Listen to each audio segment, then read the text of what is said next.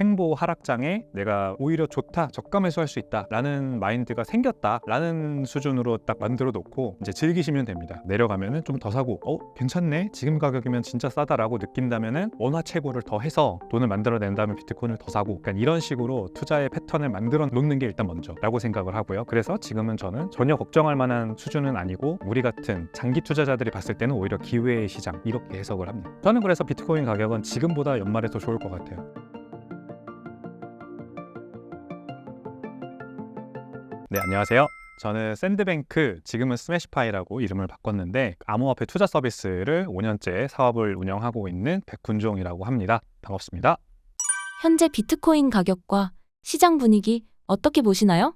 아무래도 조용하고 다들 힘들어하시고 이제 언제 오를까 앞날이 잘 안 보이는 그런 상황이라고 할 수 있겠죠. 근데 이제 저 같은 사람들은 비트코인을 오랫동안 투자했기 때문에 이런 하락장은 사실 하락장이라고 생각하지 않죠. 그래서 이건 뭐 시간 문제고 좀 있으면 올라갈 건데 너무 조바심 내는 거 아닌가, 이런 우려가 있습니다. 그래서 이 방송을 보시는 많은 분들도 그렇게 조바심 내지 말고, 비트코인 가격은 어차피 또 투자자분들이 지지선 저항선을 막 그리는 걸 좋아하시더라고요, 차트에다가. 근데 그렇게 그리는 거는 참고만 하고 이런 상황이라는 걸 아는 정도에서 끝나야지, 그걸 가지고 뭐 이제 고점은 끝났다, 뭐 상승장은 끝났다, 이렇게 판단하시면 안 돼요. 항상 그렇게 내가 판단하면은 그때부터 이제 시장이 나를 배신하고 움직이거든요. 그러니까 내가 판단하는 여러 분석과 이런 전망과 이런 것들이 다 항상 맞지는 않는다. 좀 더 적극적으로 말씀드리면 거의 대부분 틀린다, 이렇게 생각을 하시는 게 좋습니다. 저는 이거를 아주 오래전에 깨달았기 때문에 저의 판단과 어떤 분석을 비트코인 가격 예측에 이렇게 잘 사용하지 않아요.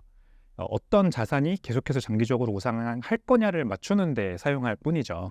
저는 비트코인이 그래서 과거 한 15년 동안 지금까지 존재하면서 오랫동안 그 사이클과 패턴을 가지고 결국에는 올랐기 때문에 크게 봤을 때 올라간다라는 강한 믿음을 가지고 있는 거예요. 그래서 이번에도 반감기가 지났고, 그래서 정확한 시기는 모르겠지만 반드시 예상하지 못한 큰 수준의 가격 변동성, 가격 상승을 이루어낼 거고, 그러면은 그게 올 때까지 최대한 많은 비트코인을 모으는 게 가장 좋은 투자 방법이라고 이제 생각을 하고, 그래서 이런 방송에 나올 때마다 비트코인 사세요, 비트코인 사세요. 그리고 뭐 제가 이 말 했다 그래서 뭐 빚내서 뭐 무리해서 사라는 말씀 드리는 게 아니라, 월급 받으면 감당할 수 있는 정도는 비트코인 사는데 좀 써보셔라, 이렇게 말씀을 드리는 거죠. 그래서 결국에는 그런 것 같아요. 지금 힘드신 분들은, 가격 많이 안 오르고 지금 횡보하고 뭐 조금씩 떨어지고 이러니까 힘드신 분들은 무리해서 투자했을 가능성이 있어요. 내가 딱 정해놓고 내가 한 언제까지는 그래도 한 1억은 모아야 될 것 같아. 예를 들어 올해 결혼을 하세요. 그리고 결혼 자금을 모아야 돼. 그래서 나는 3천만 원이 필요해. 그래서 코인에 투자하신 거죠. 근데 그 투자하실 때 뭐 기존에 모아놨던 한 2천만 원을 다 거기다가 이제 몰빵을 하셨거나, 아니면은 내가 이제 뭐 전세자금 대출을 받아서 집을 마련을 해야 되는데 그거를 그래도 한 5천만 원까지는 마련을 해야 돼, 이러면서 전세자금 대출 받으신 걸로 코인에 몰빵을 하셨거나, 약간 이런 무리한 투자를 하신 분들이 지금 힘드신 게 아닌가. 근데 그거는 좋지 않아요. 그렇게 뭔가 내가 원하는 금액 또는 어떤 어마운트를 만들기 위해서, 그게 코인이든 주식이든 다 상관없습니다. 내가 그렇게 하는 순간, 무리하는 순간 이제 그때부터 이 자산, 내가 투자한 자산을 내가 이렇게 객관적으로 바라볼 수가 없거든요. 그러니까 운명 공동체가 되고, 그러면은 결국 내가 원하는 대로 안 됐을 때 손이 나가게 되고 팔게 되고 뭐 손절을 하게 되고 그렇게 되는 거예요. 그러다가 이제 내가 거기에서 멀어지면, 팔았잖아요. 그러면 이제 멀어지면 그때부터 신기하게 그 자산의 가격은 막 올라가고, 이제 이런 상황이 반복되는 거거든요. 그래서 만약에 빚을 내거나 아니면은 남한테 돈을 빌리거나, 뭐 내가 원래 쓰면 안 될 돈을 가져다가 무리하게 비트코인 투자를 하신 분들이면 그러지 마시고 조금씩 정리를 하셔서 내가 감당할 수 있는 수준, 내가 이제 없어도 되는 돈이다라고 하는 수준의 돈을 비트코인에 남겨놓는 식으로 좀 포트폴리오 정리를 하시고 습관을 만드시는 게 좋다고 생각합니다. 이런 이제 횡보 하락장에 내가 오히려 좋다, 저가 매수할 수 있다 라는 마인드가 생겼다 라는 수준으로 딱 만들어 놓고 이제 즐기시면 됩니다. 막 내려가면은 좀 더 사고, 괜찮네, 지금 가격이면 진짜 싸다라고 느낀다면은 뭐 열심히 원화 채굴을 더 해서 돈을 만들어 낸 다음에 비트코인을 더 사고, 그러니까 이런 식으로 투자의 패턴을 만들어 놓는 게 일단 먼저라고 생각을 하고요. 그래서 지금은 저는 전혀 걱정할 만한 수준은 아니고, 이제 우리 같은 장기 투자자들이 봤을 때는 오히려 기회의 시장, 이렇게 해석을 합니다. 비트코인 현물 ETF 상황은 어떤가요? 현물 ETF는 굉장히 혼조세입니다. 지난주까지만 하더라도 뭐 하루에 막 8억 불씩 들어오고 그 비트코인 ETF에 들어오는 게 일간으로 한 2억 불 이렇게 들어오는 게 일반적인데 하루에 8억 불, 4억 불 그래서 이틀 동안 12억 불씩 들어오고 막 이랬거든요. 그러니까 굉장히 큰 금액이 ETF 시장으로 쏟아져 들어오면서 다시 기관 투자자들이 비트코인의 매수 행렬이 굉장히 불이 붙었다. 이런 게 이제 목격이 됐었어요. 그리고 비트코인 ETF를 매수하는 투자자들의 성향이 종류가 이제 헤지펀드들이 많아요. 그러다 보니까 헤지펀드들은 롱숏 전략을 사용하니까 이 비트코인 ETF를 매수하고 비트코인 선물 시장에는 숏을 치는 그래서 시카고 선물상품 거래소죠. CME를 보면은 미결제 약정이 숏 포지션이 굉장히 늘어나고 있었거든요.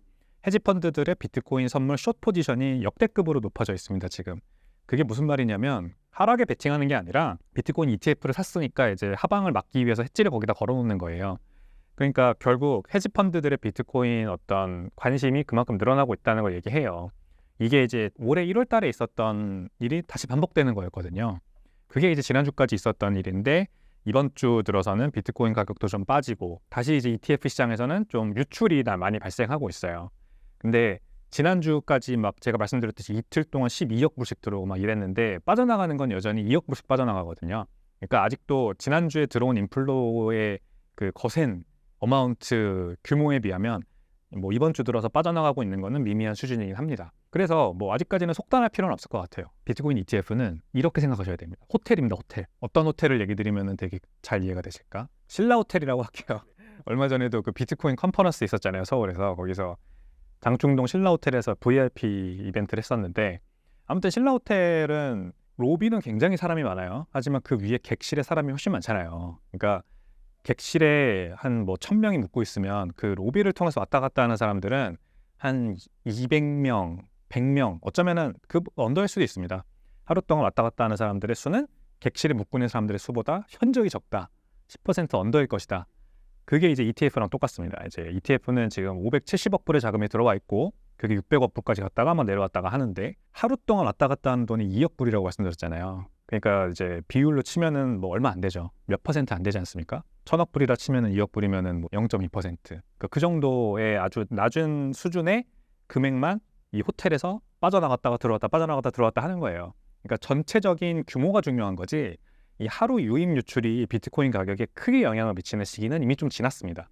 그거는 이제 ETF 초기, 지금은 큰 호텔이 신라 호텔이 완성돼 있고 그 신라 호텔에서 얼마나 많은 자금이 왔다 갔다 하냐 이게 사실 중요한 게 아니고 이 호텔의 규모가 커지고 있느냐 줄어들고 있느냐가 중요한 거예요. 근데 570억 불 이게 그래서 600억 불, 650억 불 막 이렇게 늘어난다면 그게 비트코인 가격을 크게 이끄는 거죠. 570억 불의 규모가 아직까지는 600억 불까지 갔다가 다시 내려온 수준이라서 이렇게 비트코인 가격이 지금 그렇게 크게 오르지 못하고 있는 거거든요. 근데 만약에 이 600억 불을 넘어서 좀 늘어난 추세가 된다. 그러면은 이제 신라 호텔이 다시 이제 증축을 하기 시작한 거예요. 층을 하나씩 또 올리는 거죠. 장사가 잘 되니까. 그렇게 된다면은 비트코인 가격도 굉장히 좋을 겁니다. 그래서 지난주에 12억 불씩 들어왔다. 이건 굉장히 고무적인 현상이죠. 그런 것들이 더 많아져야 결국 비트코인의 그 호텔이 다시 커지는, ETF의 호텔이 다시 커지는 그런 상황이 올 겁니다. 네, 그래서 주목할 만하다. 네, 앞으로 비트코인 ETF 호텔이 더 커지는 거를 570억 불이라는 전체 AUM이 늘어나는 걸로 우리가 한번 관찰해보자. 이렇게 말씀드리고 싶습니다. 현재 비트코인 가격에 가장 많은 영향을 주고 있는 요인은 어떤 것이 있나요? 일단은 미국의 그 대선이 11월 달에 다가오잖아요. 점입 가경으로 치닫고 있는 비트코인 게임 이론을 한번 얘기해 볼 수 있을 것 같아요. 지난주에 트럼프 현재 공화당 후보가 채굴 기업들 사람들과 대표 및 그리고 경영진들과 이제 비공개 회담을 가졌습니다. 마라라고라고 하는 본인의 이제 별장이죠. 굉장히 호화 별장에서 비공개 회담을 가졌습니다. 그래서 비공개 회담에서 나온 여러 가지 발언들이 지금 이제 언론의 조명을 받고 있는데 CNBC가 이제 그 해당 미팅에 참석했던 이 채굴 기업들 대표들과 한 50% 정도는 인터뷰를 다 했대요. 그래서 한 기사에 이제 그 사람들의 발언들을 이제 묶어서 얘기를 해줬는데 공개를 해줬는데 굉장히 재밌는 얘기들이 많습니다. 이제 첫 번째로는 트럼프 후보가 이 비트코인 채굴에 대해서 굉장히 해박한 지식을 갖고 있고 생각보다 그리고 비트코인 채굴이 미국의 AI 경쟁, AI 이제 군비 경쟁이라고 하는 이 큰 국가적 아젠다에 도움이 된다라고 보고 있대요.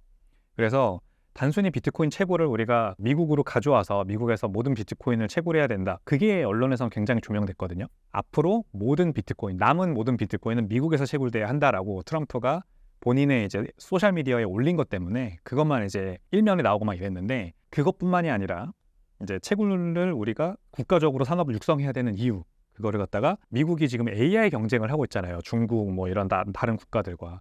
그거를 비트코인 채굴이 도와줄 수 있다라고 굉장히 중요한 산업으로 생각을 한다는 거죠. 그러면은 이제 국가적으로 비트코인 채굴을, 만약에 트럼프 현재 이제 공화당 후보가 당선이 되면 국가적 아젠다로 비트코인 채굴 산업을 키울 수 있어요.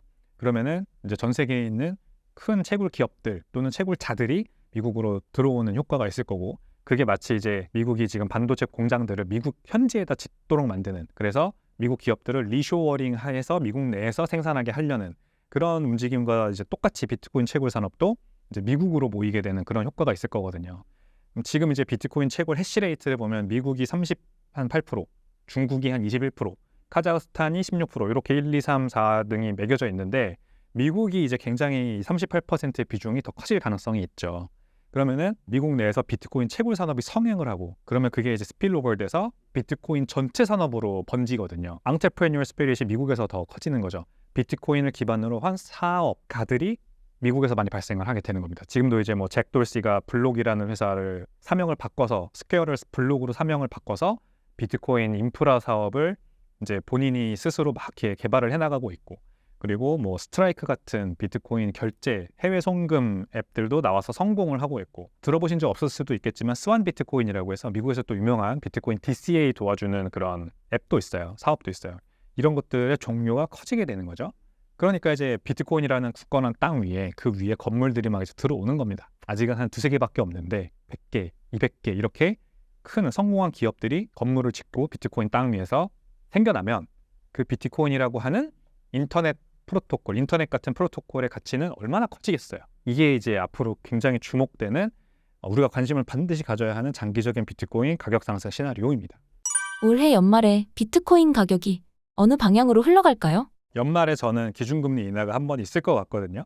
그 전에 있을 수도 있겠죠. 기준금리가 비트코인에 영향을 미칠 거라고 저는 올해는 반드시 보고요. 제가 이제 뭐 제 채널에서도 계속해서 얘기 드리는 부분이, 결국 유동성은 풀릴 거기 때문에 비트코인 가격은 기준금리 인하가 되든 안 되든 오른다. 유동성이 풀리는 게 더 중요하니까. 그래서 이제 연준의 퀀티테이티브 타이트닝, QT를 점점 축소하는, 그것을 우리가 주목을 해보자라고 하거든요. QT가 축소된다는 거는 결국 연준이 더 많은 유동성을 시중에 푼다는 얘기니까, 그게 다시 이제 위험자산 시장에 들어가게 되고, 그러면 투자 심리가 살아나고, 그래서 비트코인 가격이 또 오를 거라고 생각을 해요. 그런 국면으로 지금 이미 가고 있는데, 아직 그렇게 크게 시장이 반영을 안 하고 있는 거예요. 사실 뭘 기다리고 있냐면, 기준금리 인하를 그래도 한 번을 해주고 기다리고 있는 겁니다. 기준금리 인하는 결국 두 가지 이유 때문에 발생을 할 거예요. 올해 안에 CPI가 극적으로 낮아지거나, 이제 5월달 CPI는 괜찮았죠. 지난달 대비해서 0%대 성장을 처음으로 했기 때문에 아주 좋았습니다. 근데 그런 것들이 더 많이 자주 일어나줘야 이제 연준이 자신감을 가지고 기준금리를 한 번 인하를 할 거예요. 근데 그게 아니라면 경기 침체입니다. 이제 실업률이 예상보다 급격하게 갑자기 늘어나거나, 아니면은 이제 GDP 성장률이 급격하게 꺾이거나, 이런 것들이 일어나면 연준은 대응을 해야 돼요. 반드시 대응을 해야 됩니다. 이제 인플레이션이고 뭐고 다 상관없어요. 미안하지만 인플레이션은 그냥 올라가게 내비둬.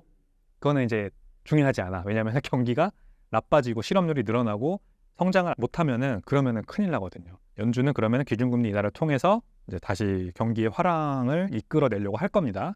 그 상황이 저는 보여요. 지금 거시경제 여러 가지 지표들을 보면은 조만간 뭔가 좀 경기가 좀 꺾이는 그런 모습이 나타나거나, 아니면은 CPI도 더 지금보다 급격하게 내려가는 그런 모습이 보일 것 같거든요. 그래서 7월 달이죠. 7월 달에 FOMC에서 한번 내린다. 9월 달에서 내린다. 11월 달에 내린다. 이거는 맞추기 너무 어려워요. 이거는 맞추지 말자고요. 우리 비트코인 투자하는 사람들이 기준금리 인하를 9월 달에 할 거니까 지금 미리 사놔야 됩니다.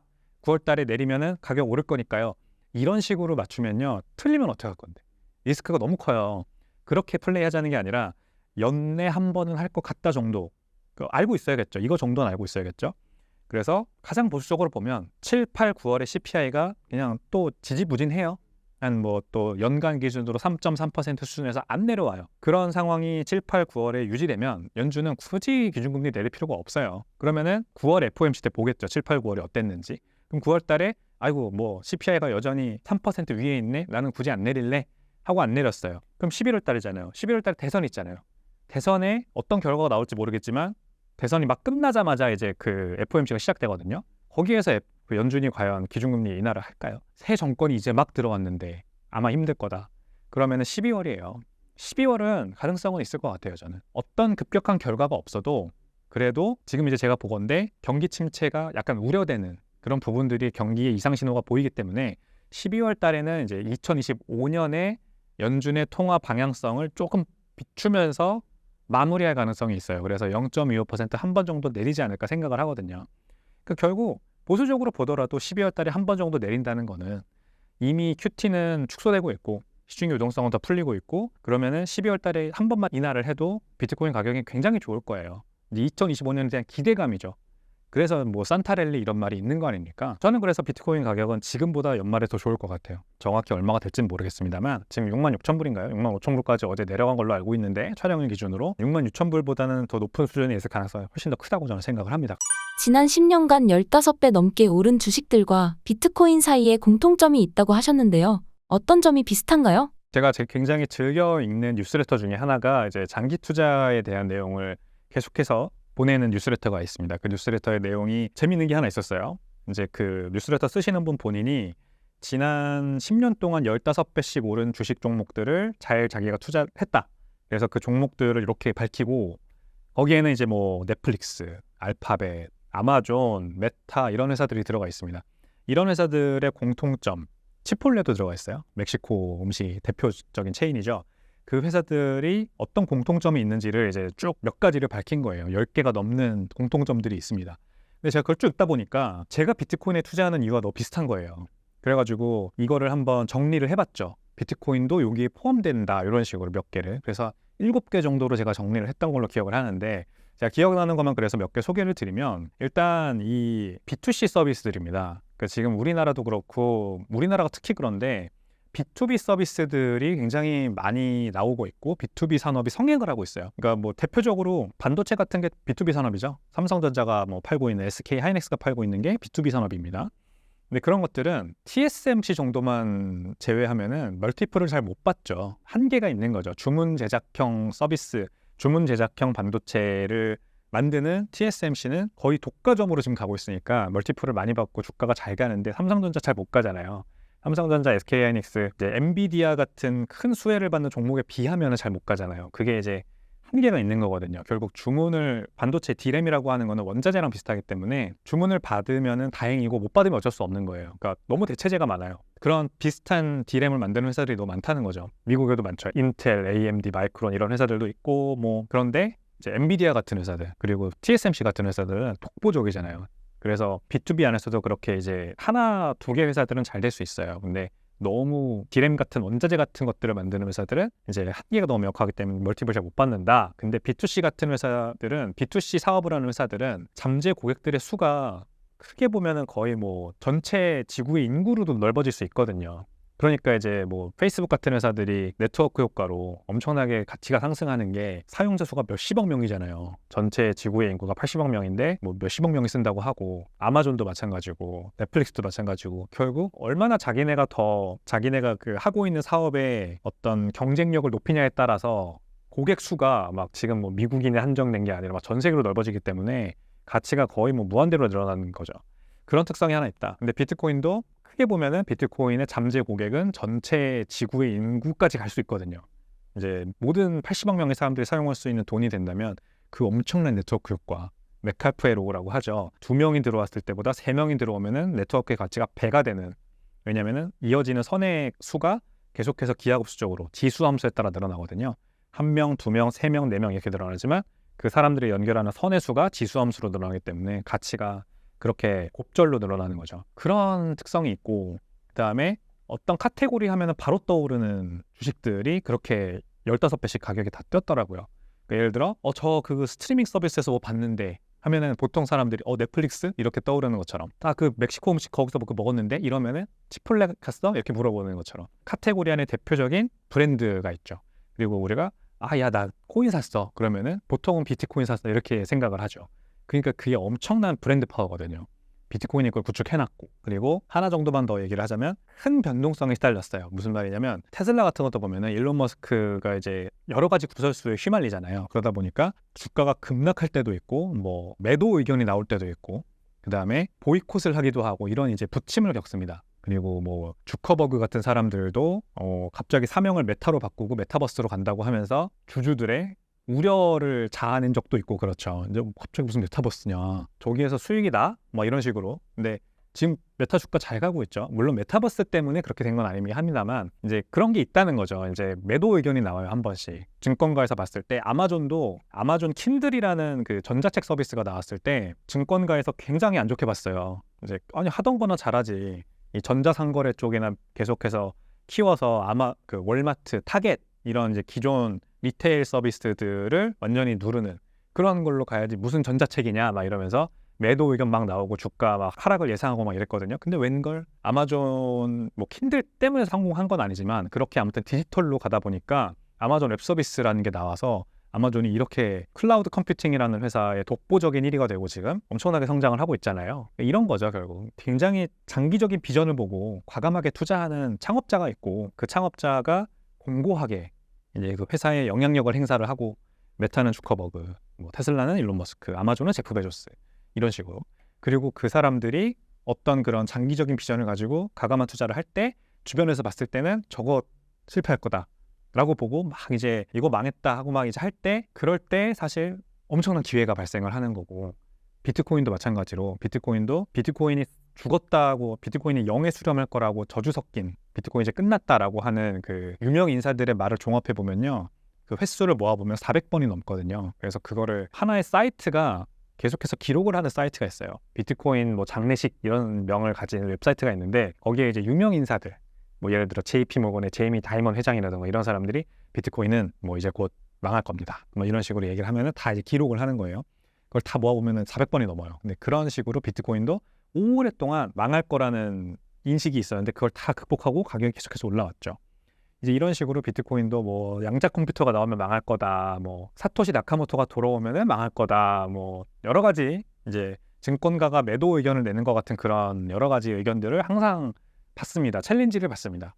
그런 게 결국 뭘 말해주는 거냐, 지금이 기회다라는 걸 말해주는 거죠. 그런 회사들도 10년 동안 15배씩 오른 기업들도 그런 우려 섞인 시선이 나오고 그럴 때마다 그게 결국 이제 큰 비전을 보고 과감하게 투자하는 순간이었기 때문에, 비트코인도 보면은 채굴 집중화가 돼가지고 지금 이제 비트코인이 중앙화돼서 결국에는 망할 거다, 뭐 이런 얘기들이 나올 때가 기회예요. 그럴 때 가격 떨어지잖아요. 그럴 때가 기회라는 걸 말해주는 거죠. 그러니까 우리가 펀더멘탈을 보고 투자를 하면은 장기적으로 봤을 때 가격이 오르니까, 가격이 한번 단기적으로 떨어졌을 때 잘 담으면 그렇게 이제 10배거도 아니죠, 15배거에 투자할 수 있게 되는 거거든요. 그래서 한번 비교를 해보면은 정말 비슷한 점이 많더라고요. 그래서 비트코인도 그런 지금 IT 대형주들 그런 거에 초기에 투자하는 것 같은 효과가 있다. 그래서 비트코인 지금 투자하면 너무 좋다라고 생각을 해서 제가 제 채널에서 한번 밝혔었습니다. 앞서 말씀해주신 것 이외에 비트코인만이 가지고 있는 핵심 가치가 있다면 무엇일까요? 확실한 차별화되는 점은요, 이제 창시자의 정체가 아직도 불분명하다는 거죠. 이게 재밌는 게 지금 제가 말씀드린 주식들은 다 그 굉장히 강력한 리더가 있어서 그 리더가 비전을 가지고 사람들을 끌고 가고 그 성공을 이뤄냈다는 게 하나의 공통점이었어요. 근데 비트코인은 창시자는 존재하지만, 그리고 이 사람이 엄청나게 장기적인 비전을 가지고 아주 뭐 기존에는 없었던 뭔가를 만들어내고 그게 성공을 했다는 게 있지만, 이제 그 사람이 사라졌다는 게 차이점이죠. 이 사람이 사라진 것 때문에 그러면은 이제 이 다른 주식들, 이 성공한 IT 대기업들과는 다른 거 아니냐라고 얘기할 수 있지만, 이렇게 생각을 해야 됩니다. 이제 만약에 어떤 기업이 그런 창업자들이 떠난다면 아마 CEO를 고용해서 그 사람에게 맡기겠죠. 전문 경영인에게 맡기겠죠. 근데 비트코인은 그게 아니잖아요. 전문 경영인을 고용해서 그 사람한테 미래를 맡긴 게 아니라 그냥 우리에게 맡긴 거예요. 그러면 성격이 이제부터는 좀 달라요. 주식이 아니에요, 더 이상. 이거는 상품 원자재입니다. 근데 이 상품 원자재가 그래서 여기서부터는 어떤 특정 세력이나 사람으로부터 완전히 의사결정이 영향을 받으면 안 됩니다. 금도 그렇죠. 금도 누군가가 금채굴을 열심히 한다고 해서 금의 전체 보존량을 다 가져갈 수는 없잖아요. 아무리 돈이 많은 사람이라 하더라도 전 세계에 있는 금을 모두 가져갈 수는 없습니다. 중국이 지금 17개월째 지난 4월까지 중국 정부가 17개월 연속으로 금 보유량을 늘려왔어요. 계속해서 금을 샀습니다. 매월마다. 그래서 2200톤을 보유를 하고 있어요. 그래도 미국 정부가 가진 금의 4분의 1밖에 안 됩니다. 8000톤을 가지고 있거든요, 미국 정부가. 전 세계의 금 보존량에 비하면 미국 정부가 가지고 있는 금도 정확한 퍼센트는 제가 모르겠습니다만은 얼마 안 됩니다. 홍콩 가면은 그렇게 귀부인들이 금부치를 많이 가지고 있잖아요. 그것도 추산이 안 돼요. 얼마나 가지고 있는지. 결국 그런 어떤 탈중앙화된 네트워크라고 하는 거는 특정 세력이 보존량이나 아니면은 영향력을 독점할 수 없는 게 가장 중요합니다. 근데 비트코인이 그런 특성을 가지고 있으면서도 그게 디지털 버전으로 존재한다는 게 중요한 거죠. 지금까지는 디지털 재화라고 하는 것, 디지털 세상에서 발행된 재화라고 하는 것들은 희소성을 가질 수 없었어요. 그리고 항상 주인이 존재했습니다. 메타라고 하는 회사가 만든 페이스북, 아마존이라는 회사가 만든 그 아마존 우리가 쓰는 전자상거래 이런 것들은 그거를 운영하는 회사가 있기 때문에 존재하는 거죠. 그게 복사될 수 없어요. 그래서. 근데 주인이 없으면서 복사될 수 없는 건 지금까지 존재하지 않았어요. 그러니까 비트코인이 마치 타코집 하면은 치폴레, 그 스트리밍 서비스 넷플릭스 이렇게 떠오르는 것처럼 야, 그 암호화폐 뭐야 하면은 바로 비트코인이 떠오르게 된 거예요. 그 브랜드 파워 하나밖에 없거든요. 딱 하나. 그 암호화폐 진짜 내가 다른 사람들한테 내 신분을 노출시키지 않고 또는 다른 회사에 내 개인정보를 넘기지 않고 누군가의 영향력에서 자유로운 상태로 셀프 소버티, 개인의 자유라고 할까요? 그 개인의 자유, 내 재산을 내가 스스로 보존할 수 있는 자유를 진짜로 발현할 수 있는 네트워크는 뭐냐, 디지털 머니는 뭐냐 했을 때 그냥 브랜드가 비트코인의 대표적인 것만이 아니라 비트코인밖에 없거든요. 진짜 그 외 나머지 알트코인들은 다 창시자가 어떻게 하냐에 따라서, 그리고 지금 현재 운영팀이 어떻게 하냐에 따라서 없어질 수도 있고 갑자기 거래소에서 상폐될 수도 있고 국가로부터 탈취될 수도 있고 여러 가지 리스크가 있습니다. 근데 비트코인은 그런 리스크가 없는 유일한 암호화폐이기 때문에 그 독보적인 브랜드 파워를 가지고 있는 거예요. 그래서 다르죠. 이 회사들이, IT 대기업들이, 창시자들이 이제 물러나고 전문 경영인에게 넘어가고 그러면은 살짝 불안하거든요. 그런 거를 물론 뛰어넘은 기업들이 있습니다. 애플같이. 진짜 위대한 기업이죠. 그렇게 되는 것도 어려운데 누구에게 물려주지도 않고 그냥 이대로 우리에게 모든 것들이 넘어와서 오랫동안 유지될 수 있게 만든 게 비트코인이에요. 그러니까 너무나도 위대한 기술이라고 할 수가 있죠. 그래서 비트코인은 더 장기간, 애플 같은 기업들보다도 더 장기간 오랫동안 우상향할 수 있는 가능성이 이제는 커진 겁니다. 그 창시자가 없다는 그 특성 때문에. 그래서 너무 좋다. 비트코인이 세대를 뛰어넘는 부의 상승을 이끌어올 수 있는 좋은 자산이다라고 생각을 하는 거죠. 캐시우드는 380만 달러, 기요사키는 35만 달러 등 최근 비트코인의 장기적인 가격을 긍정적으로 전망하는 사람들이 많아지고 있는데요. 이에 대한 생각이 궁금합니다. 제가 좀 정리를 해드릴게요. 일단 캐시우드는 아크인베스트가 발행하는 빅 아이디어라고 하는 연간 리포트를 보면요.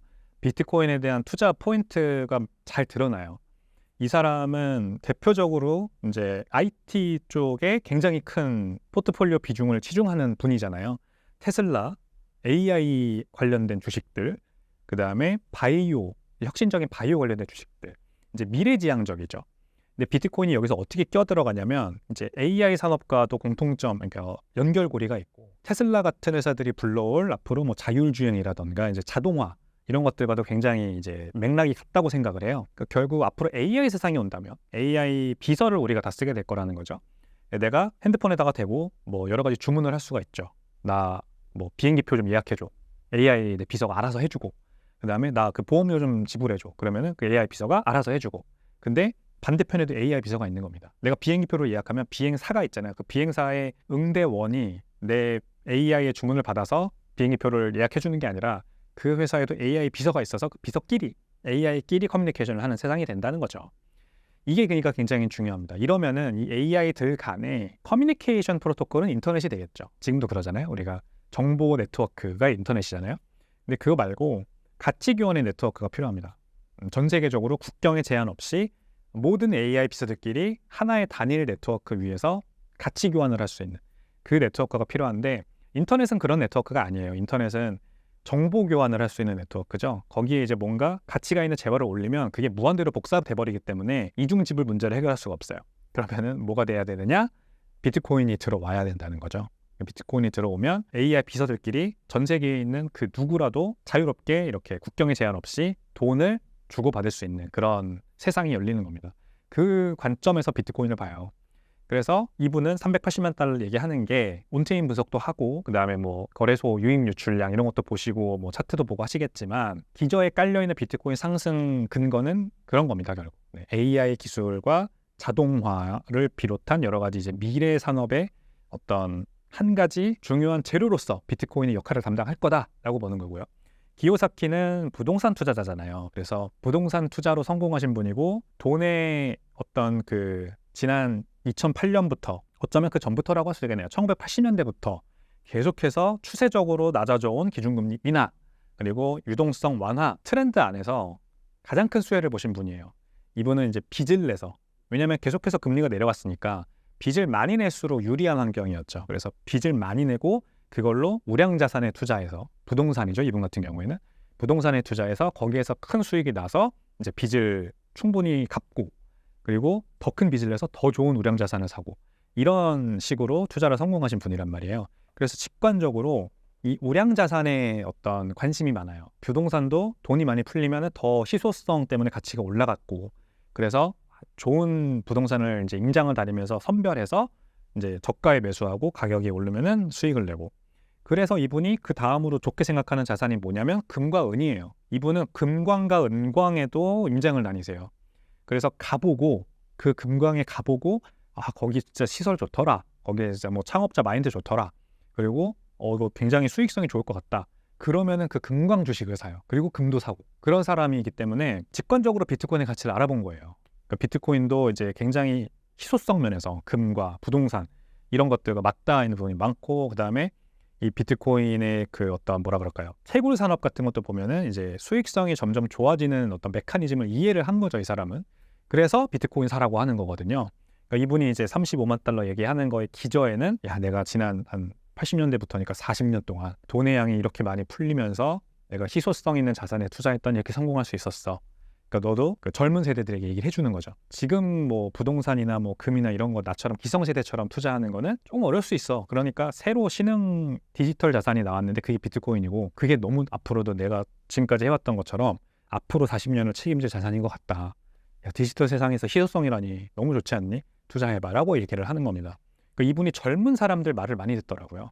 그 본인이 하시는 팟캐스트를 보면은 20, 30대 비트코인 그 투자로 성공하신 분들을 게스트로 초빙해서 많이 얘기를 들어요. 그런 분들에게 들은 얘기를 자기가 이제 자기 스스로 소화해서 팟캐스트를 통해 얘기를 해주거든요. 이분 나이가 70이 넘었어요.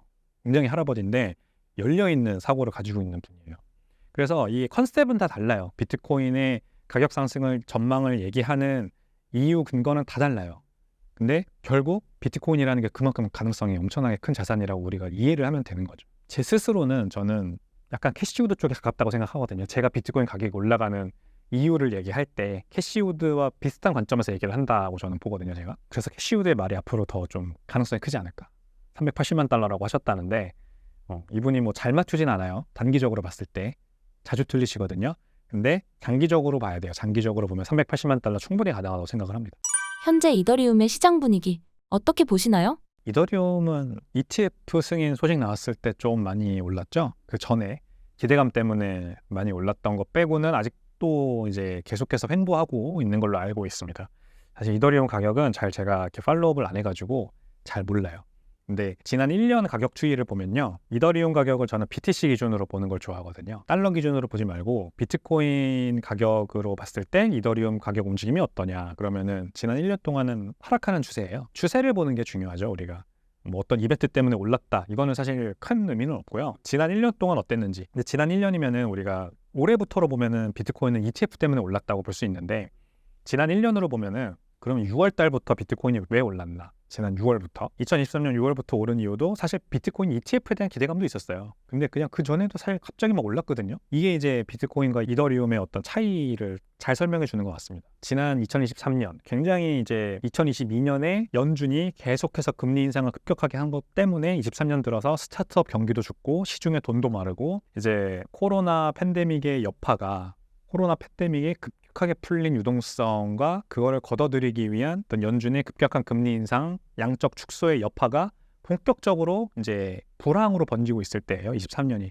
그래서 사업하시는 분들도 참 힘들고 했는데 자영업자들 다 막 이제 접고 막 이랬잖아요. 그런 상황에서도 비트코인 가격이 올랐다. 그리고 S&P 500 지수, 나스닥 지수 20%씩 올랐거든요. 23년에. 그때 비트코인 가격만 올랐다라는 게 중요한 거죠. 그리고 이더리움을 비롯한 나머지 알트코인들 가격은 다 언더퍼폼 했어요. 결국 시중의 유동성이 없어도 오르는 게 진짜 갈롬 갈 델롬들이거든요.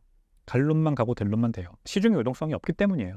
유동성이 많이 풀렸던 시장에서는 이제 순환매로 대장주가 가면은 그 밑에 있는 2등, 3등이 이제 다음 타겟으로 딱 시장 유동성에 타겟팅을 받으면서 가격이 오르는데 지금 이런 상황에서는요. 시중에 유동성이 없고 주도주로만 돈이 몰리는 이런 시장에서는 딱 선별돼가지고 이제 오릅니다. 그래서 선별하는 게 중요하죠. 진짜 프로페셔널들이 돈을 버는 시장입니다. 그러니까 진짜 잘하는 사람들이 돈을 벌어요. 이런 시장에서는. 그래서 2020년, 21년 코인 불장 때 돈을 버신 분들은 운에 의해서 벌었을 가능성이 커요. 주식 투자했던 분들도 마찬가지고 부동산 투자했던 분들도 마찬가지입니다. 그때는 사실 투자하면은 그냥 다 오르던, 그래서 좀 과감하게 투자했던 분들은 웬만하면 돈을 잘 벌 수 있었던 그런 시장의 유동성이 풍부했던 시장이고 이제는 그렇지 않습니다. 23년부터는. 그래서 이더리움 가격이 비트코인 대비해서 언더퍼폼했다는 거는 이더리움이라고 하는 어떤 자산의 성향을 정확하게 보여주는 거라고 저는 생각을 해요. 비트코인에 비하면은 그렇게 좋은 암호화폐가 아니에요. 탈중앙화 돼 있지 않고 창시자가 존재하고 이제 그 사람이 어떤 커냐에 따라서 계속해서 정책이 바뀌고 그러면은 이더리움이 뭐 월드 컴퓨터라는 별명도 가지고 있으니까 그런 비슷한 성향의 어떤 사업체들과 비교해 보면 되겠죠. 구글이라던가 뭐 아마존 같은 IT 대기업들과 봤을 때도 큰 혁신을 이뤄내고 있느냐? 저는 딱히 그렇게 보이지도 않아요. 그러니까 이제 시가총액이 엔비디아, 구글, 마이크로소프트 이런 회사들보다 낮은 거겠죠? 지금 이제 엔비디아는 3조 달러 클럽에 올라갔잖아요. 마이크로소프트 3조 달러 클럽 올라갔고 뭐 구글, 아마존 2조 달러대 시가총액 형성돼 있고 그래서 시가총액 10위권을 보면은 뭐 그런 위대한 기업들이 있고 비트코인 있고 은도 있고 뭐 금이 1등이고 뭐 이렇잖아요. 근데 이더리움은 여기 못 들어오죠. 아직도. 왜 그럴까? 그렇게 크게 인류의 어떤 삶을 혁신할 만한 사용성이 없기 때문입니다. 구글은 지금은 누구나 다 쓰는 서비스가 됐고 아마존도 마찬가지고 페이스북도 마찬가지고 이더리움은 쓰는 사람들만 쓰잖아요. 쓰는 사람들은 결국 암호화폐 투자자들입니다. 암호화폐 투자자들 중에서도 이제 진성 투자자들이죠. 스테이킹해서 이자도 받고 뭐 이더리움으로 어떤 사람들끼리는 돈 거래도 하고 뭐 이렇습니다. 근데 그런 사람들의 모수가 잘 늘어나지 않아요. 디파이 사용자 그렇게 크게 확 늘어나지 않습니다. NFT 투자자 그렇게 크게 확 늘어나지 않아요. 왜냐면 메타마스크 서비스 그 지갑만 써봐도 그 이더리움 가스비가 높을 때는 내가 이 메타마스크 지갑에 넣어놓은 돈을 찾으려고 할 때 내는 수수료가 내가 찾는 돈보다 더 클 때도 있어요. 너무 짜증나요 진짜. 아니 내가 한 100불 정도 되는 이더리움을 사놨다가 그거를 찾으려고 하는데 빼려고 하는데 아니 수수료가 100불이 나와요. 이런 서비스를 어떻게 써요? 사용성이 아직도 너무 갈 길이 멀어요. 그래서 이더리움은 이 문제를 해결을 해야 돼요. 아니 확 그냥 정말 대중적인 누구나 사용할 수 있는 그래서 인류의 보편적인 삶을 조금이라도 좋으니까 좀 개선하는 서비스가 되든지 아니면은 비트코인처럼 희소성이 됐던 아니면은 뭐 앞으로 뭐가 됐던 좋으니까 이제 가격이 계속 올라갈 수 있는 자산이 되든지 둘 중에 하나 선택해야 돼요. 이더리움은 근데 가격이 올라가기도 해야 되고 그렇게 보편적인 서비스도 돼야 되거든요. 그러면 이게 상충되잖아요. 가격이 올라가면 수수료가 올라가는데 이게 보편적이 될 수 없어요. 보편적이 되면 가격이 내려가니까 가격이 올라갈 수 없어요. 그게 문제예요. 그게 이더리움이 비트코인 대비해서 추세적으로 언더퍼폼하는 상황이라고 생각을 합니다. 근데 5년 차트, 10년 차트로 넓혀서 보면 이더리움 가격이 비트코인 가격보다 많이 올랐죠. 그래서 BTC 기준으로 이더리움 가격을 5년 이상으로 보면은 이더리움이 여전히 많이 올랐거든요. 이거는 이제 지난 이더리움의 초기 2016년 이후로 가격 상승률이 비트코인보다 훨씬 컸기 때문인데 이거는 이제 우리가 거시경제 상황을 그때 잘 봐야 되죠. 왜냐면은 2008년 금융위기 뉴욕발 그 전 세계 리먼 브러더스 사태 이후로 전 세계 거시경제의 추세는 양적 완화 기준금리 인하였고 0%대 기준금리가 상당히 오랜 기간 동안 이어졌고 그때 이제 비트코인도 나오고 이더리움도 나오고 했던 거라서 그런 상황에서는 더 미래의 멀티플을 많이 주는 코인 가격이 많이 오를 수밖에 없었어요. 그 중에서 많은 코인들이 또 사라졌기도 하지만 이제 살아남은 것들은 결국 이더리움이나 뭐 솔라나도 될 수도 있고 이런 것들은 비트코인보다 가격 상승률이 훨씬 컸죠. 그래서 제가 최근 1년을 보자고 하는 거예요. 이제 더 이상 그런 상황이 아니에요.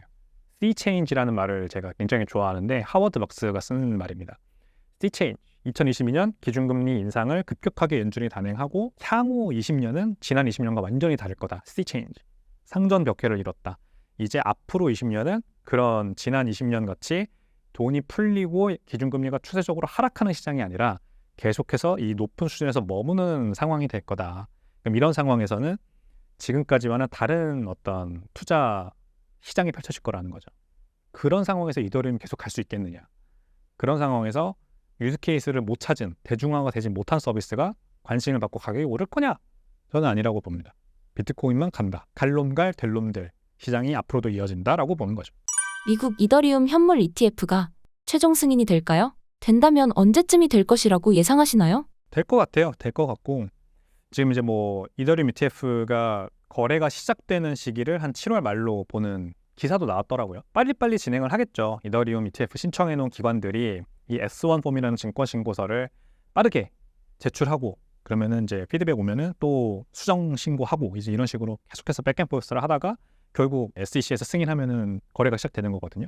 근데 그렇게 열심히 준비해서 다 19B4, 그죠? 19B-4 이더리움을 기초로 한 ETP를 거래소에 상장할 수 있는 승인까지는 지금 받아 놓은 상태니까 빨리 이 증권만 이제 어프로브 받으면 돼요. 그래서 굉장히 빠르게 진행을 할 거고 결국 시간 문제라고 봅니다. 적어도 올해 안에는 ETF가 승인돼서 거래가 시작될 것 같아요. 근데 이더리움 ETF 승인과 거래 시작이 함의하는 바는 뭐냐면 미국 정치권도 결국 은행가들의 대형 은행들의 영향을 굉장히 많이 받는다라는 것을 보여주는 아주 좋은 케이스라고 생각을 합니다. 이 SEC 게리 겐슬러 의장 같은 사람들은 사실 비트코인조차도 ETF를 내주기 싫어했던 사람인데 블랙록과 이제 피델리티 같은 대형 금융기관들이 계속해서 압력을 넣으니까 결국 승인을 한 거거든요. 거기에는 이제 그레이스케일이 미국 대법원에서 승소했다는 아주 큰 이벤트도 있었죠. 그래서 도저히 승인을 안 할 수가 없었지만 SEC 의장 게리 겐슬러는 아주 보수적으로 이거를 보는 사람이에요. 비트코인도 그렇고 이더리움도 그렇고 이제 그분이 MIT에서 가르칠 때는 비트코인과 이더리움을 아주 명확하게 구분하고 잘 정의를 하셨더라고요.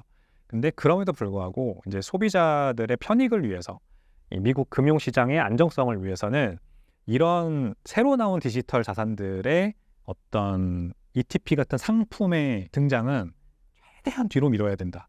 정말 면밀한 검토와 정말 아주 큰 규모의 스트레스 테스트를 겪고 나서 천천히 도입을 해야 된다고 생각하는 사람이에요. 인터뷰를 할 때마다 그런 뉘앙스로 얘기를 합니다. 근데 비트코인 ETF 승인되자마자 6개월 지났는데 벌써 이더리움 ETF가 승인되고 거래가 시작된다는 거는 압박이 있다는 거예요. 압박이. 그 압박을 누가 하는 거냐? 이걸 승인한 기관들이 하는 거죠. 그리고 이 승인한 기관들, 블랙록과 뭐 피델리티 같은 기관들의 이 수장들 다 유대인들이죠. 미국 금융시장은 전통적으로 이 유대인들이 아주 오랫동안 뭐 큰 영향력을 행사해오지 않았습니까?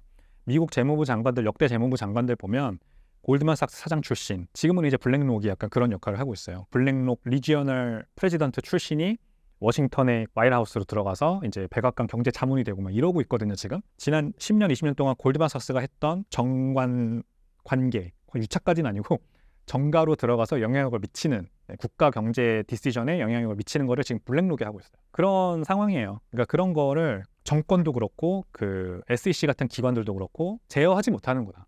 막지 못하는구나.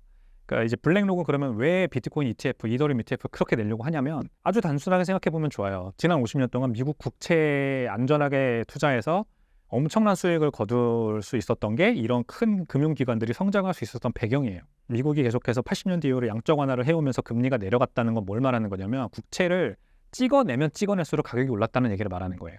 금리와 국채 가격은 반대로 움직이니까. 그러니까 미국이란 나라가 성장하면서 미국 국채가 수요가 좋았던 것도 있지만 돈을 많이 풀어서 기준금리 인하를 양적 완화로 내리면서 계속해서 미국 국채 가격을 방어했기 때문에 이런 금융기관들, 대형 은행들은 그냥 국채를 투자하는 것만으로도 무위험 수익을 엄청 많이 올릴 수 있었어요. 근데 2022년 이후로 어떻게 됐나요? 기준금리 인하를 못하죠. 이제 인플레이션 때문에. 그리고 그동안 금리 인상을 역사상 가장 빠른 속도로 단행을 하면서 이제 국채 가격이 폭락했어요. 50%씩 막 박살났단 말이에요. 그러니까 이제 미국 국채에 그렇게 큰 메리트를 못 느껴요. 이런 금융기관들이. 근데 얘네들은 지금도 물론 좋은 투자 수익이 많죠. 대체 투자 수단도 많고 뭐 비중을 잘 조절해서 이제 뭐 미국 주식시장에도 더 많이 투자하고 하면서 여전히 뭐 수익성이 나빠지지는 않아요. 하지만 이 은행가들의 마인드는 뭐냐면요. 연말 보너스예요. 그들은 최대한 연말 보너스를 많이 받는 게 목표예요. 단 하나의 목표입니다. 그래서 뭐 예년과 비슷한 수준의 뭐 그런 수익 이런 거는 이 은행가들에게는 전혀 중요한 게 아니에요. 생각해 보세요. 내가 펀드 매니저예요. 근데 그냥 S&P 500 지수에만 투자하면은 연평균 11%씩 수익이 나요. 그러면은 뭐하러 내가 펀드 매니저에 돈을 맡겨요? 부자들 입장에서 한번 생각을 해보세요. 부자들 입장에서는 11% 나도 내가 S&P 500에 투자해도 야 그냥 그렇게 벌어. 근데 지금은 고금리 상황이라서 그런 식으로 투자해가지고는 초과 수익을 내기가 어렵잖아요. 그래서 이제 펀드 매니저들을 찾는 거거든요. 파이낸셜 어드바이저들을 찾고. 근데 얘네들이 그냥 똑같이 다 S&P 500에 투자해요. 그러면은 뭐하러 그런 사람들한테 가겠어요? 그러니까 초과 수익을 단 2%, 3%도 좋으니까 내주는 사람들을 찾을 거 아니에요. 이 블랙록도 결국 살아남아야 되잖아요. 그런 상황에서. 그래서 대체 투자를 찾는 거예요. 근데 국채는 이제 더 이상 뭐 안전하지 않아요. 주식시장은 연평균 12% 똑같이 할 수 있어요. 차별화를 가져야 돼. 그러니까 이제 암호화폐 가는 거거든요. 근데 현물은 투자 못 해요. 증권이 필요한 거예요. 우리가 투자할 수 있는 레일이 필요한 거예요. 그래서 비트코인 ETF 내달라고 한 거거든요. 그래서 이게 됐고 비트코인 ETF 근데 이제 뭐 나왔으니까 열심히 투자하는데 뭔가 그 약간의 내가 좀 영향력을 행사해서 가격을 막 쳐올리고 쳐내리고 이럴 수 있는 시장이 또 아닌 거죠. 그래서 이제 그거보다 좀 덩어리가 작은 이더리움도 필요하고 솔라나도 필요하고 이제 필요한 거예요. 그래서 이더리움이 나오는 거라고 저는 딱 진짜 거시적인 관점에서 보면 딱 그것 때문이라고 보거든요. 이거를 빨리 증권을 내서 내가 이거를 이용해서 뭔가 대체 투자 수익을 추가적인 수익을 낼 수 있는 그런 레일이 필요하다. 요 정도 수준이라고 보는 겁니다. 저는 이더리움 ETF는 곧 나오긴 할 건데 이게 뭐 그렇게 크게 우리가 개인 투자자들 입장에서 엄청난 그런 가격 상승을 이끌어올 재료로 보느냐? No, 아닙니다. 나오긴 나올 거다. 근데 비트코인 ETF 대비해서 한 20% 정도 시가총액만 가져오고 끝나지 않을까, 그 정도로 생각을 하고요. 또 이제 이게 나오면은 나머지 알트코인들도 얘기 나오겠죠. 그러면은 기관들은 또 관심이 고기로 옮겨가고 또 고기로 옮겨가고 이렇게 계속해서 나오는데 그치고 끝나지. 이더리움 ETF가 나왔다 그래서 거기에 막 엄청나게 수요가 많이 달라붙어서 비트코인 이상으로 막 시가총액이 올라가고 그런 역할을 하는 그런 이벤트는 아니다. 이렇게 보는 게 맞습니다. 현재 미국 정치권에서 암호화폐 관련 뉴스가 많이 나오고 있는데요. 바이든의 암호화폐 정책과 과거와 비교해서 현재 암호화폐 정책은 어떻게 달라지고 있나요? 바이든 대통령도 암호화폐로 정치 대선 자금을 받기로 했더라고요. 원래 바이든 대통령은 암호화폐를 굉장히 이제 본인의 그 정치 아젠다, 정책 아젠다에서 배제하던 사람이에요. 중요성도 못 느꼈고, 그리고 하원과 상원에서 어떤 법안이 올라올 때 비토를 놓고 이제 그런 사람이었죠. 근데 반대쪽에 있는 트럼프 현재 공화당 후보가 바이든 행정부의 반암호화폐 아젠다를 이 정책 방향을 적극적으로 이용하기 시작했죠. 그래서 암호화폐로 도네이션을 받는 것뿐만이 아니라 본인이 대통령이 되면 트럼프 후보가 본인이 대통령이 되면 바이든 행정부가 지금까지 말았던 그 모든 암호화폐 관련된 법안들 그리고 산업을 육성하는 정책들 이런 것들을 본인이 다 현실화시키겠다. 이런 식으로 완전히 이제 반대쪽 포지션을 취하기 시작했어요. 트럼프 대통령 후보는 리버테리안 서밋이라고 하는 워싱턴 DC에서 있었던 행사에 참여해서 지지자들에게 3가지의 공약을 약속을 했어요. 그 비트코인 관련된 셀프 커스터디죠. 그 지금 이제 민주당 쪽에서 추진하는 엘리자베스 워렌 상원 의원 같은 사람이 대표적인데 미국 내에서 암호화폐 거래를 아예 못하게 하는 법안을 추진을 하고 있거든요. 그거는 이제 셀프 커스터디도 포함됩니다. 내가 스스로 내 지갑에 비트코인을 보관하는 행위도 불법이라고 본다는 거예요. 자금 세탁 행위라고 본다는 거죠. 암호화폐 자체가 자금 세탁에 이용되는 뭐 디지털 머니니까 그거를 당국에 신고도 안 하고 내 개인 지갑에 핸드폰 앱에 가지고 있는 것도 불법이다. 이렇게 지금 주장하고 있거든요. 민주당의 엘리자베스 워렌이면 중진 의원입니다. 이런 사람들이 이제 추진을 하고 있고 반대편에선 트럼프 대통령이 이제 그 행사에 가서 얘기한 게 그런 것들 다 못하게 하겠다. 그러니까 우리나라에서 미국에서 비트코인을 개인 지갑에 가지고 있는 거 합법으로 하게 해주겠다라는 거 하나 공약했고 그 다음에 CBDC 발행 못하게 하겠다. 왜냐하면 CBDC는 개인의 자유를 지나치게 간섭하는 서베일런스 코인이기 때문에 못하게 하겠다. 미국이라고 하는 자유의 나라의 가치와 맞지 않는다. 그리고 3번째는 뭐 비트코이너들이 좀 좋아하는 사람이 있어요. 이 사람이 이제 감옥에 갇혀 있는데 그 사람을 이제 빨리 풀어주겠다. 너무 오랫동안 부당하게 이제 갇혀 있었다. 이런 거 3개입니다. 근데 이제 이런 것들이 좀 진지하게 트럼프가 이 암호화폐 산업을 생각하는 거다나를 본격적으로 생각하게 만든 계기였어요. 뭐 그 전에는 암호화폐로 뭐 NFT 발행하고 본인 뭐 이제 정치 후원금 받고 뭐 요 정도였는데 갑자기 진짜로 비트코이너들이 얘기하는, 주장하는, 그러니까 요청하는 그런 것들을 들어주겠다고 하는 식으로 이제 간 거죠. 게다가 얼마 전에는 이제 채굴 산업, 채굴 기업들, 미국의 채굴 기업들 대표들과도 만나서 남아있는 모든 비트코인은 미국에서 채굴되게 해야 된다라고 강경한 발언을 하지를 않나. 그러니까 이제 중국과 어떤 냉전 형태로 가고 있는 이 상황에서 비트코인을 이용하려고 하는, 비트코인을 그걸 통해서 육성하려고 하는 그 국가적 아젠다로 비트코인을 담는 그런 모습까지 보이기 때문에 그럼 진지한데? 생각보다 좀 진지한데? 이렇게 생각이 드는 거예요. 그러니까 이제 바이든 대통령도 이런 상황으로 가다 보니까 본인도 이제 암호화폐로 정치 후원금 받겠다라고 얘기를 한 거죠. 그러니까 민주당은 이제 완전히 갈려 있어요. 엘리자베스 워렌 같이 강경하게 암호화폐 반대를 하는 중진 의원들이 있고, 하원에 가면은 이제 젊은 의원들, 그런 사람들은 친암호화폐 성향으로 지금 이제 우리도 암호화폐를 트럼프 대통령 쪽 사람들처럼 좀 이제 인브레이스 해서 우리도 친암호화폐 정당으로서 좀 이미지를 가져가야 된다라고 얘기를 하는 거죠. 그래서 법안들, 여러 가지 이제 암호화폐 관련된 법안들이 있었잖아요. 대표적인 게 FIT21 같은 건데, Financial Innovation and Technology of 21st Century 법안이라고 해서 이 디지털 자산이라고 하는 것의 정의 명확하게, 그래서 이더리움과 뭐 솔라나나 이런 것들이 증권인지 아니면 상품인지, 그리고 기준을 명확하게 하는 법안이 있어요. 그래서 소비자 보호를 하자. 이 가이드라인 정해놔야 사업가들이 나와서 뭐 사업을 만들든지 말든지 할 거 아니냐. 그러니까 이게 굉장히 중요하죠. 이 가이드라인 나오면 미국 내 이제 암호화폐 관련된 산업이 본격적으로 부흥기를 맞을 수 있는 거예요. 근데 이게 하원을 통과했어요. 하원에 척 슈머라고 해서 민주당 쪽 중진 의원도 찬성을 해가지고 통과됐습니다.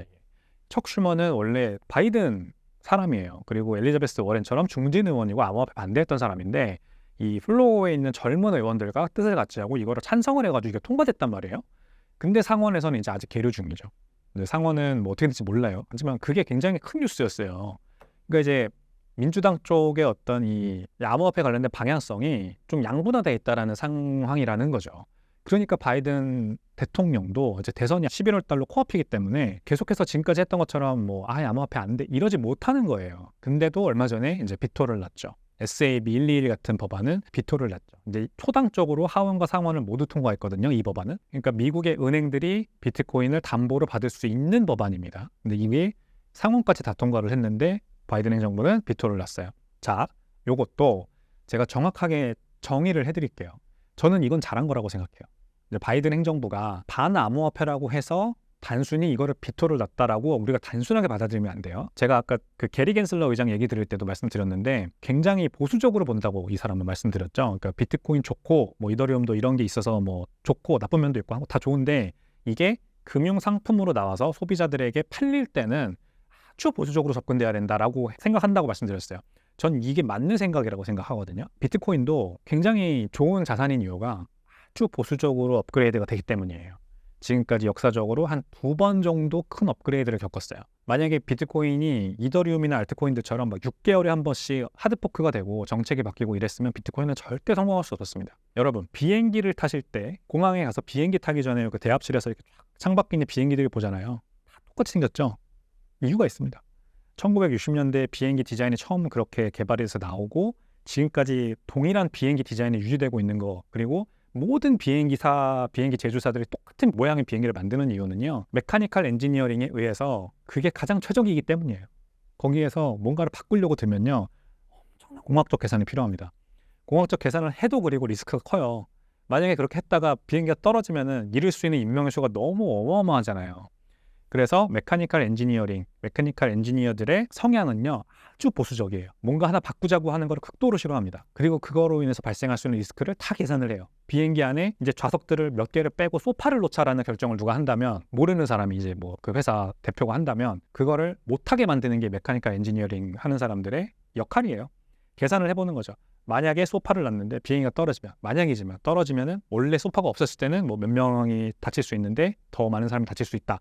이런 거를 계산해서 굉장히 보수적으로 비행기의 디자인을 유지하는 겁니다. 그게 파이낸셜 엔지니어링에도 동일하게 접목이 돼요. 결국 엔지니어링이잖아요. 게리 겐슬러는 파이낸셜 엔지니어링을 잘 아는 사람인 거예요. 이거를 우리가 SEC를 운영하는 의장 입장에서 봤을 때 이렇게 빨리 뭔가 팍팍 나오게 해서 소비자들이 막 아직 적응도 못했는데 문제를 만들 거냐라는 관점에서 보는 거예요. 근데 바이든 대통령이 저는 그렇게 봤다고 생각하는 것까지는 아닌데, 옳은 결정이라고 보는 거예요. 이 ETF 나온 지도 얼마 안 됐어요. 6개월밖에 안 됐습니다, 비트코인. 그래서 이게 진짜 뭐 아직도 개인이 대부분이라고 하는데, 기관들도 뭐 비트코인 ETF도 70%가 개인, 30%가 기관. 30% 기관 중에서도 70% 대부분은 헤지펀드예요. 헤지펀드들이 뭐 이렇게 뭐 장기적인 가치 상향을 보고 들어오는 사람들이 아니잖아요. ETF는 정말 성공했다고 하면은 이제 파이낸셜 어드바이저리 들어와서 우리나라로 치면 재무 관리사들이 대부분의 이런 매수세를 이끌어야 진짜 ETF가 비트코인 ETF가 성공했구나. 그리고 뭐 연기금 같은 것도 들어오고 막 이래야 되는데 아직 그렇게 안 됐단 말이에요. 개인이에요, 70%가. 근데 벌써 막 은행이 비트코인 담보를 받게 하고 그러면 은행에서도 상품은 나올 거 아니에요. 예금 상품, 뭐 담보 대출 상품, 뭐 랩 같은 것도 나올 거고 막 이제 막 나올 거란 말이에요. 근데 그거를 벌써 문을 열어준다? 이거는 제가 봤을 때 좀 반대. 돌다리도 두드려보고 건너란 말이 있듯이 천천히 가야 되고 이렇게 막 불장이 약간 오고 막 그 국채는 수익률이 안 나오고 뭐 불장은 오고 이러니까 그 블랙록 같은 소수의 대형 기관들이 우리도 먹거리 좀 달라 하면서 SEC 압박해가지고 그거 승인되게 하고 막 이런 상황이 절대 저는 가속화되면 안 된다고 생각해요. 그래서 잘한 거라고 봅니다. 저는 여러 가지 다이나믹한 상황들을 우리가 다차원적으로 보고 이해를 해야지 단순히 공화당 대 민주당, 트럼프 대 바이든 이렇게 보면 안 돼요.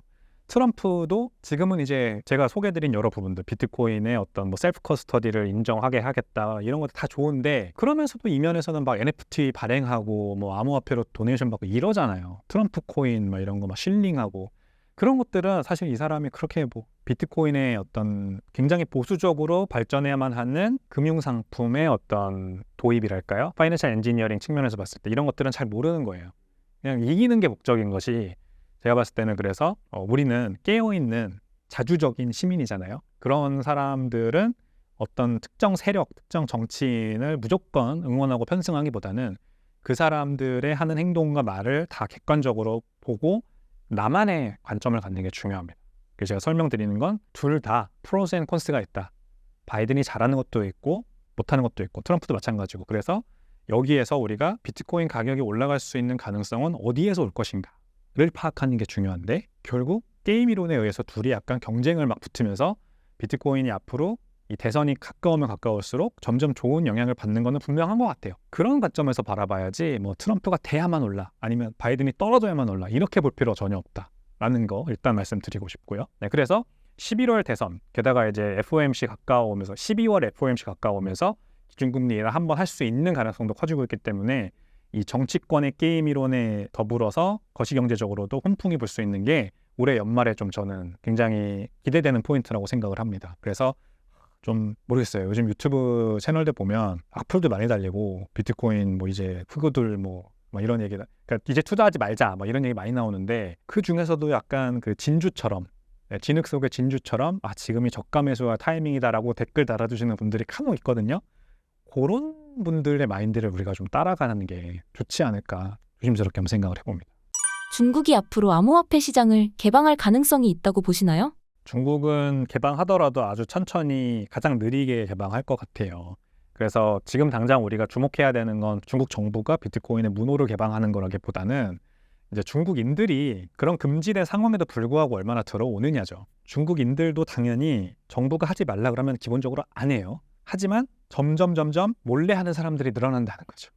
그러니까 이제 원래 암호화폐 시장은 중국인들이 주도하던 시장이었어요. 전통적으로 그랬습니다.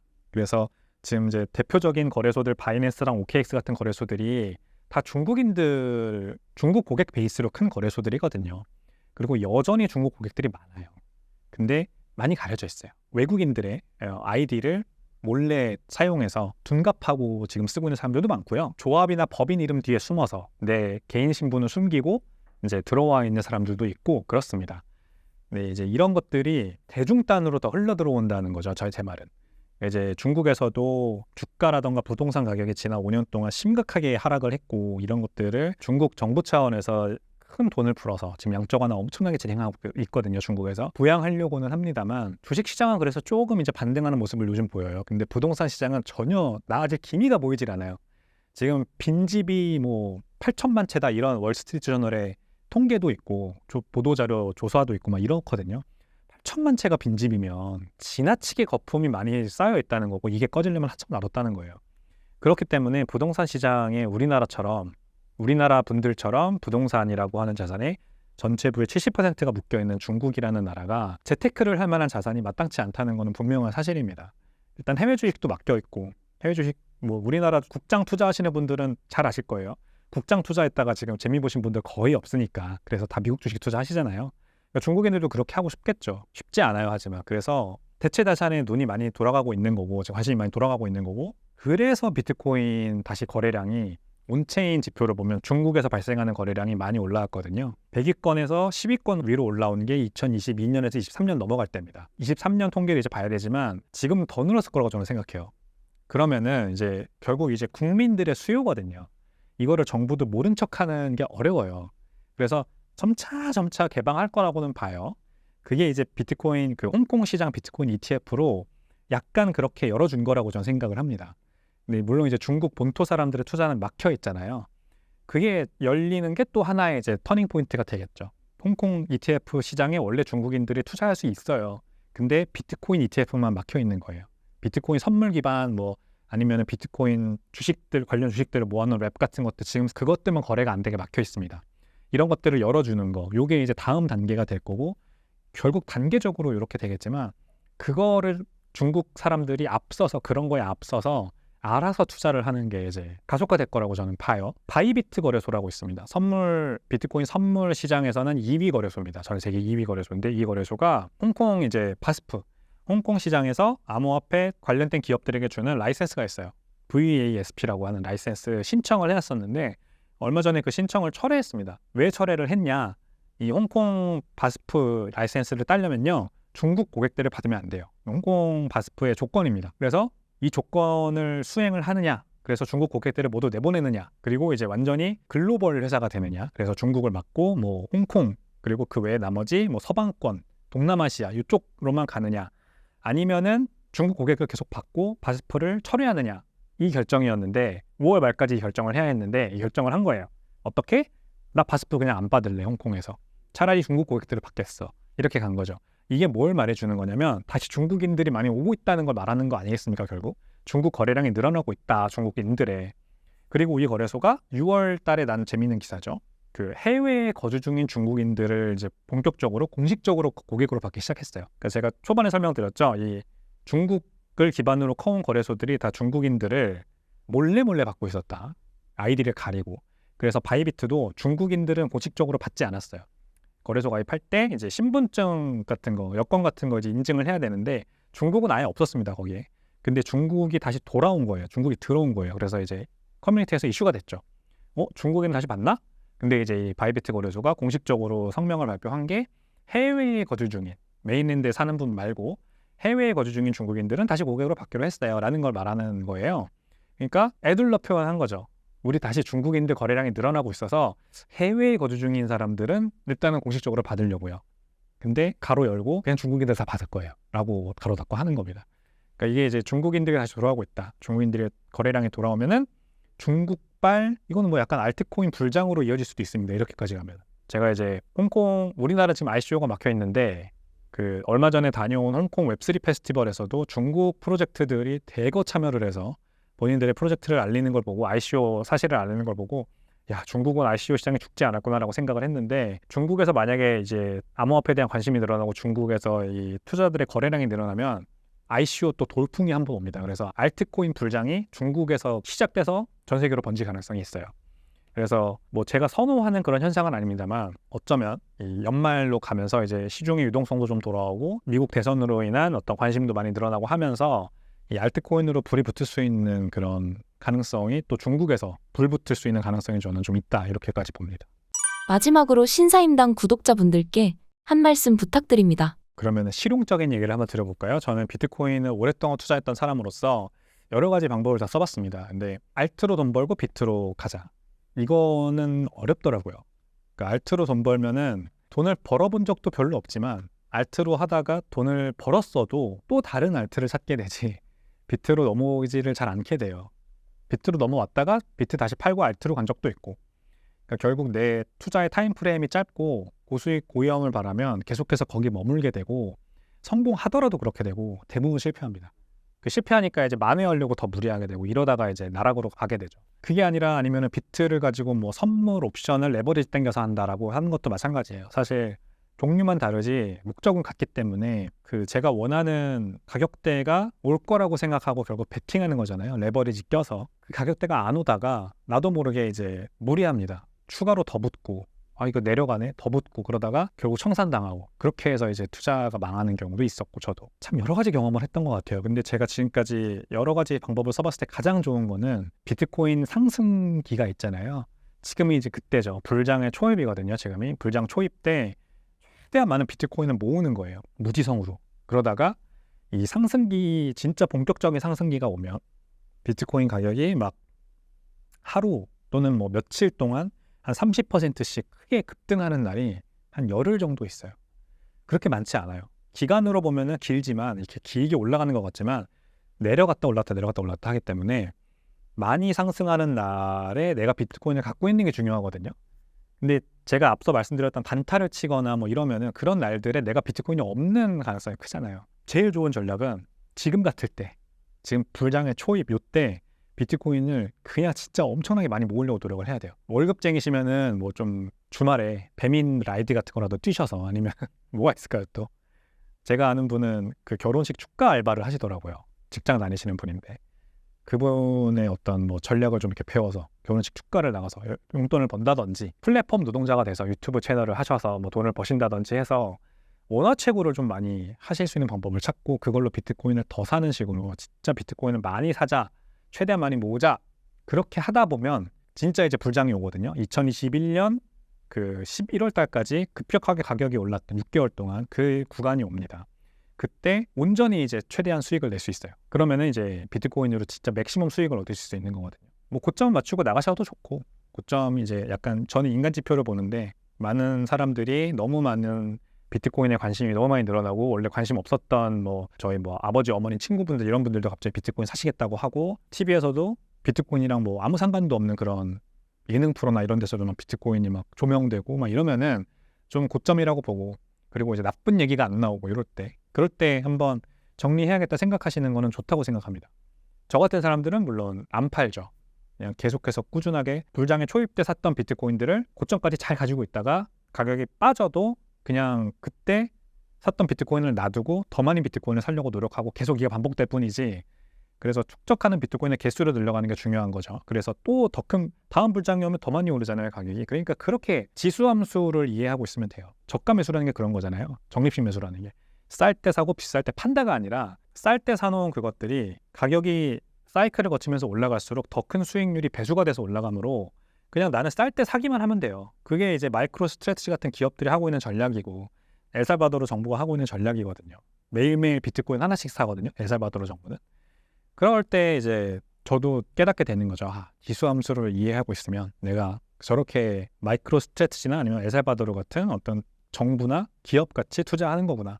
그래서 내가 아직도 고래가 되지 못하고 새우나 개나 개인 투자자의 마인드에 머물러 있으면 쌀 때 사고 비쌀 때 팔아야겠지 약간 이렇게 생각하면서 타이밍을 맞추려고 하는데 그게 아니라 그냥 계속해서 개수를 모아나가기만 하면 모아나가는 개수가 불러일으키는 수익률이 배수가 돼서 올라간다. 나중에 워렌 버핏이 얘기하는 스노우볼 이펙트.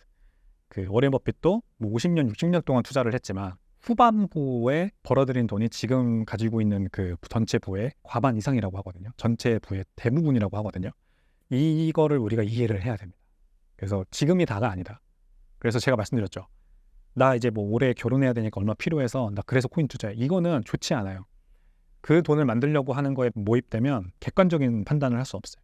그래서 천천히 하지만 꾸준히 그러다 보면은 지수함수에 의해서 결국 큰 부가 형성되는 거 그거를 반드시 이해를 하시고 지금은 최대한 많은 비트코인을 모으셨으면 좋겠습니다. 타이밍 재지 마세요. 언제 팔아야겠다 이런 생각하지 마시고 그냥 무지성으로 모읍니다. 그래야만 연말에 올해 연말을 말씀드리는 거 아닙니다.